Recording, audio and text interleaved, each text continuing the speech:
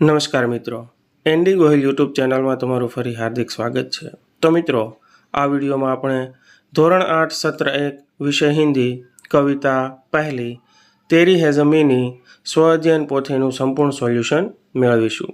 તો મિત્રો, જો આ વિડીયો તમને ઉપયોગી લાગે અને ગમે તો વિડીયોને વધુમાં વધુ લાઇક કરો, કોમેન્ટ કરો અને ચેનલને જરૂર સબસ્ક્રાઈબ કરો।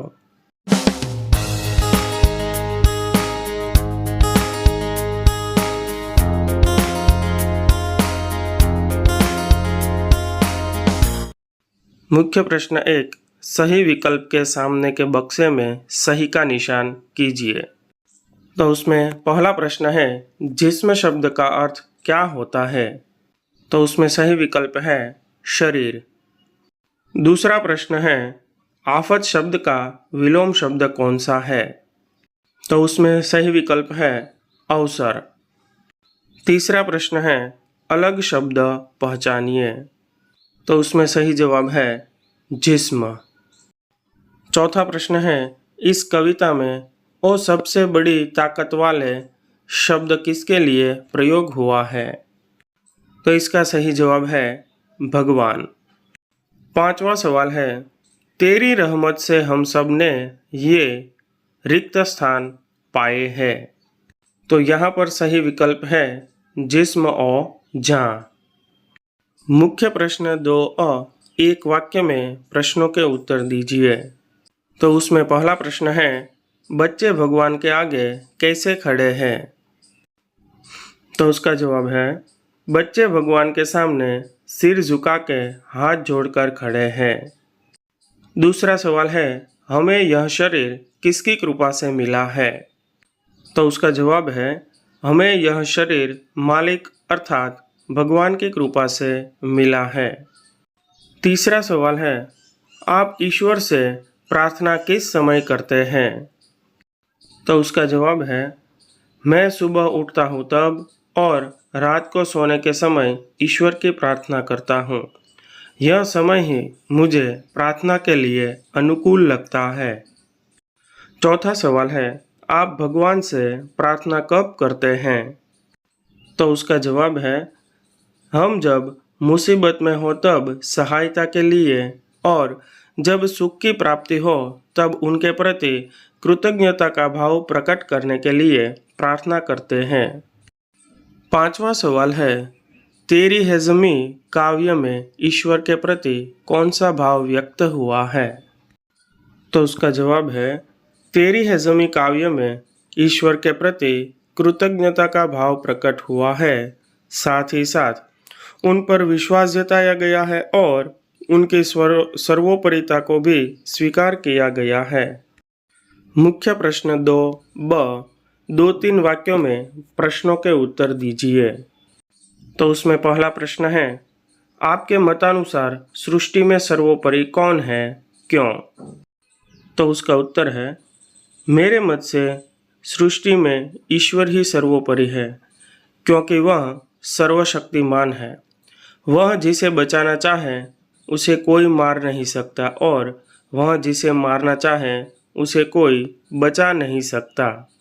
दूसरा सवाल है, सभी का है तू सभी तेरे का अर्थ क्या है? तो उसका जवाब है, इस काव्य पंक्ति का अर्थ होता है कि हे ईश्वर, इस संसार के सभी जीवों का तू पालनहार और रक्षक है। हम सभी तेरी ही संतानें हैं। तीसरा शब्द है, भिन्न भिन्न धर्म के लोग प्रार्थना करने के लिए कहाँ जाते हैं? तो उसका जवाब है, प्रत्येक धर्म के लोग अपने अपने पूजा स्थानों में प्रार्थना करने के लिए जाते हैं। हिंदू मंदिर में, मुसलमान मस्जिद में, ईसाई चर्च में, सिख गुरुद्वारा में और पारसी अगियारी में प्रार्थना करने के लिए जाते हैं। चौथा सवाल है, तू अपनी नज़र हम पर रखना ऐसा कवि क्यों कहते हैं? तो उसका जवाब है, ईश्वर की इच्छा से ही दुनिया में हमारा जन्म हुआ है। उसकी कृपा से हमें यह शरीर और ये प्राण मिले हैं। हमारा जीवन उसी के भरोसे है, क्योंकि वही हमारा रखवाला है। इसलिए कवि ईश्वर से हम पर अपनी नज़र रखने के लिए कहते हैं। 5वां प्रश्न है, आप भगवान से क्या क्या मांगते हैं? तो उसका जवाब है, मैं भगवान से मांगता हूँ कि वे लोगों के अपराधों को क्षमा कर दे। वह हमेशा लोगों पर अपनी कृपा दृष्टि रखे। दुनिया के लोग किस हालत में हैं इसकी वह हमेशा खबर रखे और दुनिया पर आने वाली आफतों को दूर करें। मुख्य प्रश्न 3, अपना मनपसंद चित्र चिपका कर उसके आधार पर अपने शब्दों में कविता लिखिए। तो देखते हैं चित्र और कविता। यहाँ पर सूर्य देवता का चित्र दिया गया है। दोस्तों, आप अपने हिसाब से या अपने मनपसंद का चित्र लगाकर उसके आधार पर कविता बना सकते हैं। तो कविता देखते हैं। हे सूर्य देवता, हे जीवनदाता, तुम हो हमारे पिता और माता। तुमसे होती है सुबह और शाम, तुम देखते हो हमारे सब काम। धरती का कण कण तुम्हारे गुण गाता, तुमसे बड़ा है कोई न दानी। तुमसे मिलते प्रकाश और पानी, तुमसे सारा जहान सुख पाता। हे सूर्य देवता, हे जीवन दाता। मुख्य प्रश्न 4, अपूर्ण काव्य को अपने मतानुसार पूर्ण कीजिए। तो काव्य पंक्ति कुछ इस प्रकार है। सदा सत्य पर चले हम, दीन दुखियों की सेवा करें हम। तो हम उसमें अपनी मनपसंद की या अपने विचार के अनुसार काव्य पंक्तियाँ लिख सकते हैं। हमने यहाँ पर लिखी है, दूसरों का भला चाहे हम, बुरा किसी का ना करें हम। सदा नेकी की राह पर चले हम, बदी से कोसों दूर रहे हम। दोस्तों, यदि आप चाहें तो इसमें और काव्य पंक्तियाँ भी लगा सकते हैं। मुख्य प्रश्न 5, रेखांकित शब्दों का वचन बदलकर वाक्य फिर से लिखिए। तो उसमें पहला वाक्य है, दृश्य देखने के लिए घर का दरवाज़ा खुल गया। तो उसका जवाब है, दृश्य देखने के लिए घर के दरवाजे खुल गए। दूसरा वाक्य है, जंगल में हाथी ने उत्पात मचाया। तो उसका जवाब है, जंगल में हाथियों ने उत्पात मचाया। तीसरा वाक्य है, मैं तेरे आगे शीश झुकाता हूँ। तो उसका जवाब है, हम तेरे आगे शीश झुकाते हैं। चौथा वाक्य है, पेड़ पर बैठे पक्षी ने आकाश में उड़ान भरी।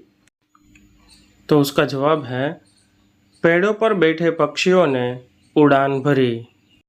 પાંચમું વાક્ય છે, यह मेरी किताब है।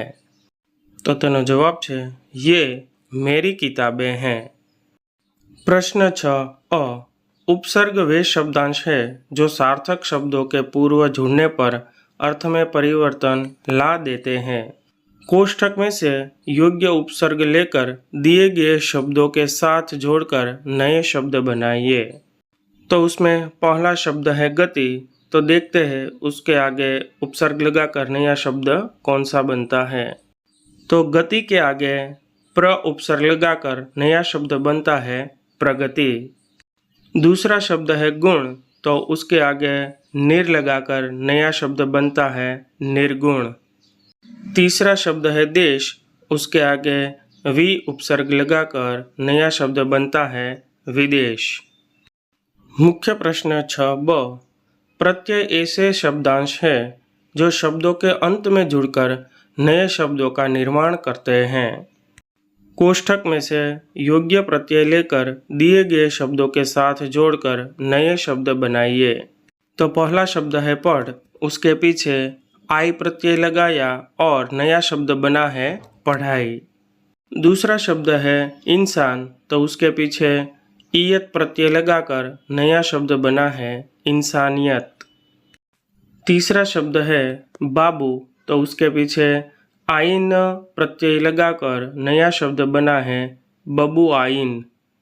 मुख्य प्रश्न 7, शब्दों को पढ़िए और शब्दकोश के क्रम में लिखिए। तो कोष्ठक में दिए गए शब्दों का सही शब्दकोश का क्रम कुछ इस प्रकार है। सबसे पहले आसमान, उसके बाद ईश्वर, कंचन, क्षमता, खुदा, जमी, दुनिया, दृष्टि, नाविक, प्रार्थना, योद्धा और अंत में श्रृंखला।